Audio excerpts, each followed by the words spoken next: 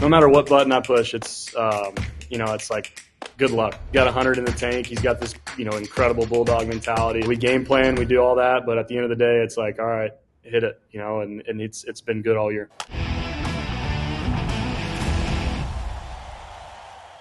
Talking to Tigers catcher Jake Rogers right now about a team that is 2 games clear of the Twins on the outside looking in and currently even with the Royals. He's smiling, shaking his head. Jake, how do you describe the last few weeks for your team and for your scoreboard watching experience? Yeah, I mean, it's been a wild ride, especially the last month, man. We've been playing good ball, honestly on both sides of the ball, but yeah, I think for the first time, we're kind of here, in the last couple of years, kind of in the fight and in the hunt, and it's been an incredible, honestly, an incredible month just to, catching and seeing these guys play and and all that. But yeah, it's watching these other teams and rooting for other teams is definitely a new experience of mine. But man, it's been incredible. Hey, Jake, aka Rake Rogers. I've seen it all, but very solid mustache, by the way, bro. This is one of your more solid mustache jobs, and I've seen them all. Hey, it's wild, man. I haven't trimmed it at all, so this is Are are all we are all we are natural. we on that like hey, where the boys are flowing, we're vibing, like we not trimming that. I mean, it's just straight up, it's just all natural feel right now, right? Yeah, it's getting long. I'm eating it with my hamburger. It's I'm getting, it's definitely not the best of situations, but yeah, it's definitely a no trim situation though. Yo, I want to ask you, man. We were teammates. One of my favorite teammates, honestly. You come from the class of team grinder. You know what it's like to have ups and downs, man. Was in there last year with you guys, following you. I go back to August 10th. You guys are 8 games under 500, man. What has changed, bro? I know AJ has a ton of confidence. I know his communication is one of the best in the game. What has changed as a group? You have young guys that nobody knows that will soon be household names come October. Everybody's going to know these guys. What has changed from a mentality standpoint, from a team standpoint, that has got you guys over the hump and playing together? You guys are playing as together as I've seen. Like, tell us what has changed, bro. Oh man, well, thanks for the compliment. It's a huge compliment. I love playing with you too, Cam, and miss those days. But no, man, it's been awesome. It's crazy. Just to put it, I mean, I don't know what. I mean, honestly, the whole year we have. I mean, obviously we have some great players. Nothing kind of stands out. Obviously, we have Kerry Carpenter, who's slugging a million, and but we also have Green right behind him and Colt Keith right behind him. And I think kind of the name of the game for us is a lot of those guys will have a bad day. Greeny will have a bad day, and then Carp will hit 2 home runs, and then Carp will have a bad day, and then Colt Keith will go 3 for 4 with 5 RBIs.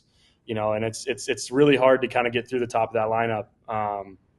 Not to mention Parker's been going off, and it's a lot of these guys, a lot of those lefties up there, man, and Matt Vierling. We just got a bunch of gritty players, and it's kind of been the the headline for us is these gritty Tigs, and it's kind of fitting. We have a bunch of gritty guys that are ready to go, and at any point we can change the game with one swing, and I think that's kind of what I've noticed. And on the offensive side of the ball, the defensive side of the ball, I mean, we've just been doing pretty good, and our pitching staff, AJ is putting our guys in opening roles, and using the same guy that's opening, closing the game out. I mean, these guys have been put in incredible, like crazy situations, different situations, and have done incredible with all those situations they've been put in, which is a huge shout out to those guys that have done that. And a lot of the young arms that are coming up to it, it's those guys have, honestly, it's just having Scoob is also obviously a huge win there, and but our pitching staff has just kept the score low, and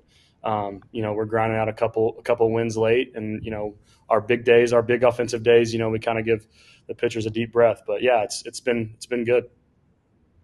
All right, Jake, let me ask you this. First of all, you keep saying AJ. I appreciate all the great compliments you've been giving me. So we had Hinch on last week. We had Hinch on, and I told him, I'm like, you're Hinch, okay? I'm AJ, you're Hinch, okay? So when you see him today, just walk over and say, "What's up, Hinch?" See if he catch. It'll definitely throw. Say Hinch, I was on foul territory today. Now I get it, and he'll just start laughing, okay? But what did Hinch say to you guys? Because you traded Flaherty, you traded Chafin, you traded Canna. And now all of a sudden you guys are a better team. So did Hinch say anything to you guys? Did you guys have a meeting? Did you guys come together? Because those are three darn good players, and all of a sudden now here you guys are, wild card. Great players, man. Great players. I mean, we had really no team meeting. Honestly, obviously we have a bunch of team changes. It seems like, in spring training we had one team, and then right after spring training we had another, and after the deadline we got another one. So I mean, it's I think it just kind of everyone's just been kind of trying to do their role the best they can and have fun with it, man.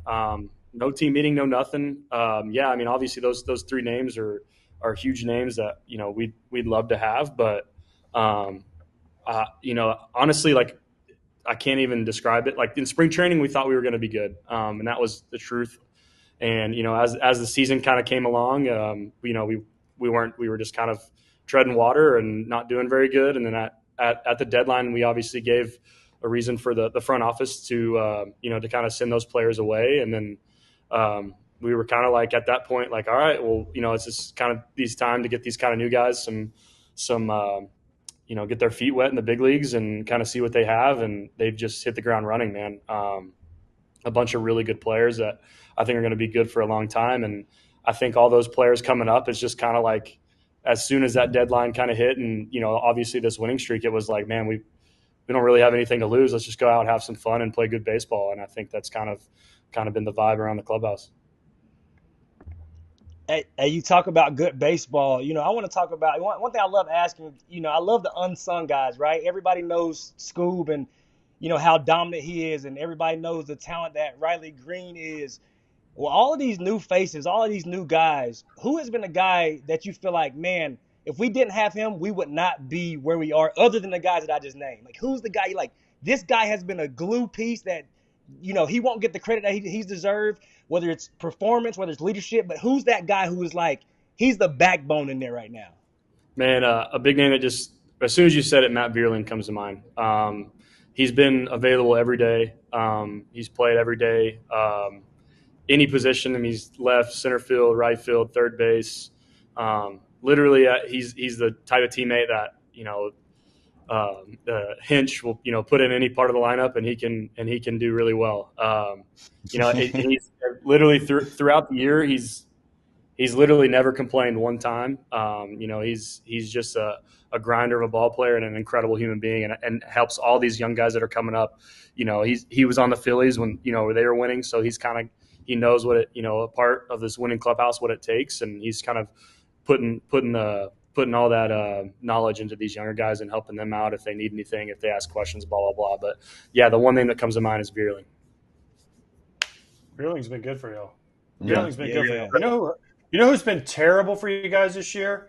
Tarik Skubal. He's been absolutely awful for you guys this year. I mean, pitched terrible yesterday, 7 innings, no runs, 2 hits, 7 punchies. No big deal. Just another ho-hum outing for him. I met this guy in spring training for the first time, and he sat next to me, and I was like, that dude's a horse. Yeah. He's going, and I looked him right in the face and said, you're going to win the Cy Young this year. And he kind of was like, it's spring training. I'm like, no, I'm telling you. Okay? Here's my thing. Every 5th day when he takes the ball, what's it like to catch this guy? Because he is, if not the best starting pitcher in Major League Baseball, right? This year, him and Chris Sale are 1 and 2. So it's got to be amazing. You go back there and you're like, I can throw whatever I want. He's going to make it nasty. We're probably going to get this dude out. It's like, it used to be fingers, but now it's buttons. But it's like, no matter what button I push, it's, it's like, good luck, really. I mean, he's got 100 in the tank. He's got this, incredible bulldog mentality of like, here it is. And I think that's kind of what his mentality has been all year is like, hey, look, here's some pitches. Here it is right down the middle. I mean, his zone rates are incredible on all pitches. So I think that kind of, he mixes 4 pretty well, which, obviously in the back of the hitter's head is like, man, how am I going to hit 100 and hit this incredibly nasty changeup that's going to be below the zone? And, I mean, it's really is. It's cruise control, man. It's we game plan, we do all that, but at the end of the day, it's like, all right, hit it, and it's been good all year. Listen, everybody, we got a major problem here. Half of our viewers are not subscribed. Let's go. All you got to do is click a button. Check it out. Hit that button. The problem will be gone. Let's go. I love a great deal, but I'm not going to run sprints in the outfield just to save a few bucks. It has to be easy. No hoops, no BS. With Mint Mobile, it really is that easy to get wireless for $15 a month with the purchase of a 3-month plan. Purchase and activation is super easy too. To get started, go to mintmobile.com/territory. All plans come with high-speed data and unlimited talk and text delivered on the nation's largest 5G network. You can use your own phone with any Mint Mobile plan and bring your phone number. To get this new customer offer and your new 3-month premium wireless plan for just $15 a month, go to mintmobile.com/territory. That's mintmobile.com/territory. Cut your wireless bill to $15 a month at mintmobile.com/territory. $45 upfront payment required, equivalent to $15 a month. New customers on their first 3-month plan only. Speed slower above 40 gigabytes on unlimited plan. Additional taxes, fees, and restrictions apply. See Mint Mobile for details. Can you talk about, when you say bulldog mentality, for the young kids out there watching?